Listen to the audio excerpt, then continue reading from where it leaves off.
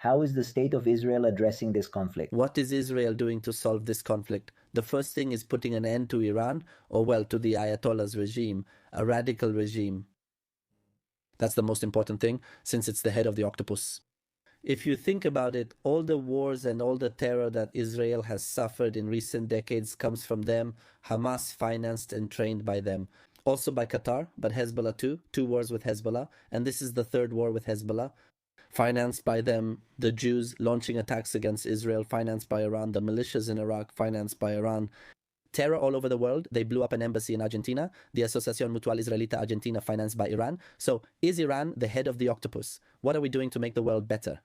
Taking care of the Ayatollah's regime, the Ayatollahs. The same Arab countries in the region also agree on this. I mean, the countries of the entire Gulf and so on. So I think the first thing is that, as King Solomon says, there is a time for peace and a time for war, and now is the time for war. So that's what we have to do. As for peoples who want to be free, if you look closely, actually all the indigenous populations of the Middle East are on Israel's side. The pro-Western Kurds support Israel, the Druze support Israel in Syria, the Druze support Israel. Tell me, in Iran, the Persian opposition population, those who support the monarchy, support Israel. The only ones who don't are the radicals who are on the side of Islam, and also the non-radicals, the same Muslims, right? But then that's also something to observe. Well, basically, all right? But don't you think that war and hatred generate more violence and more conflict in the long run? I mean, No. it's not like a definitive solution. It's not a definitive solution. It's more like a postponement. No, I think that Wars in the short term cause a lot of conflict. What causes wars in the long term is not that. I mean, what it does, is that you use two very different terms. What causes conflict in the short term is war. What causes conflict in the long term, in my perspective, is education. When you have a regime of people who are even willing to sacrifice their own nation, because they already did that all through January and February, because, in December and January, they killed 37,000 of their own people, because their ideology alongside Akbar is more important than their own lives. That's education. If you manage to solve the educational factor that maybe life matters more than a utopian, non-existent ideology, that's how you find a solution. In the short term, to postpone the conflict, you have to wage war. You have to at least eliminate all the agents who want to destroy you. That's the case with Israel.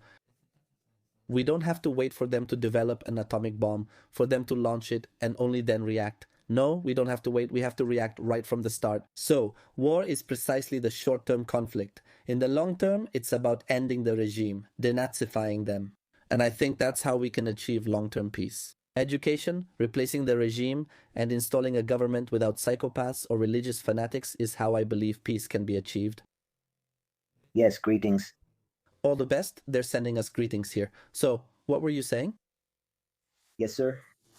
Sorry to interrupt, Jacob. I may not have been clear, or perhaps you misunderstood my question.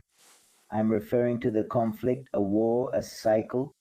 I mean, by responding with this kind of force against a nation like Iran, doesn't this create more long-term conflict? I mean, suddenly maybe orphan children who lost their parents will rise up against Israel, and it's going to generate more hatred, more conflict, more war, more uncertainty. Tell me, do you see Japanese people nowadays going to kill Americans? Currently, no. No, and Japan had 2 atomic bombs dropped on them. Do you see Germans going to kill English or French people nowadays carrying out attacks? No, on the contrary. I haven't seen it. Why did it happen with these nations? At that time, they had regimes that destroyed the world. Germany had the Nazis, Japan had Hirohito, and these were regimes indoctrinated by destruction. What did the free world have to do? End these ideologies, denazify Germany and the entire empire, and also denazify or remove the radical elements from Japan? And look at what Japan is today. It's a nation. It took a breath and said, well, it's true, we messed up. We no longer want the destruction of the West, we side with the West. And today, Japan is a world power, Germany is a world power. Why? Because they decided to put a stop to it. I don't have to assume that there will be a cycle of revenge and more revenge. No, no. What I have to assume is that my children who are sleeping here keep sleeping. Without them dropping an atomic bomb on us, and to make sure they don't drop an atomic bomb on me, I have to deal with a regime that has been proclaiming the destruction of Israel since 1979. And they say, Israel is the cancer of the Middle East, it must be eradicated, we have to put an end to Israel. They repeatedly finance terror and have carried out attacks even in practice. So I don't have to speculate about what's going to happen. It's already happening. They're already looking. I don't have to. What I need. And in fact, again, there's a large part of the Iranian population that supports Israel. You see videos on social media of how bombs from Israel and the United States fall, and Iranians on Iranian soil celebrating because they're seeing their freedom. So there's a large part. I think we can have hope that there will be peace between Iranians and Israelis. But for that, we need to take care of those who want our destruction. We are not going to allow it.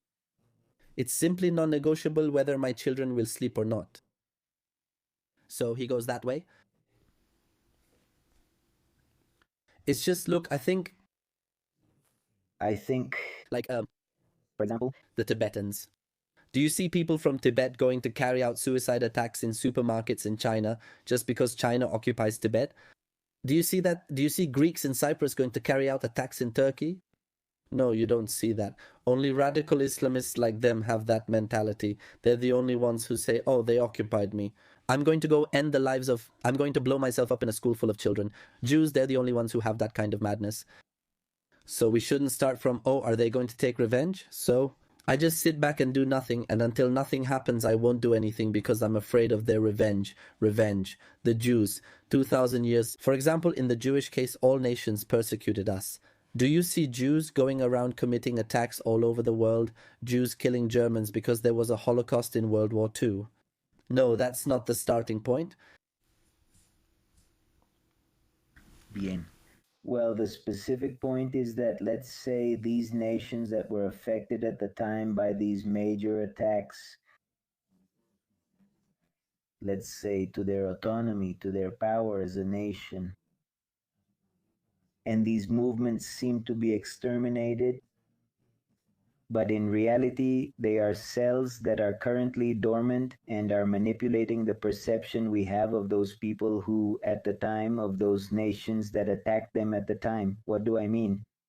For example, Nazism. Do you personally believe that the Nazis have been completely eradicated, or do you think that some faction is operating in some way?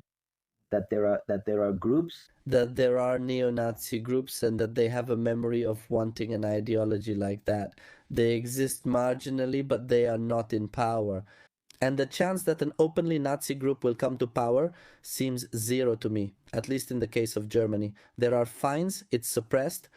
No, in this case, in the Islamic world, you're right, it's different because I know the religious factor is much more deeply rooted than it is in the West. A passing ideology, which was Nazism. That's why the case of the Middle East is a bit more delicate. Of course, and that's why we need to work on putting in at least moderate leaders, not radicals or dictators like the Ayatollah. 1 second, just here. Greetings. Yes, but don't you think that ANI... A greeting? Shalom, Yaakov. I admire your patience and willingness. Greetings always to Israel and to Barcelona. May you have much joy. Sergio asks, why do most people support Iran? They are from the West, and the Iranians themselves, it's not a very good question. Not even in the Gulf or the Arab countries. Everyone is against Iran, from Saudi Arabia to Qatar. Imagine that Qatar is against Israel, and it's also against Iran. Afghanistan is against Iran. Pakistan had a war with Iran. Azerbaijan, which used to be its best ally, is now also against Iran. But in the West, for some reason, this does exist. It's because of the woke agenda.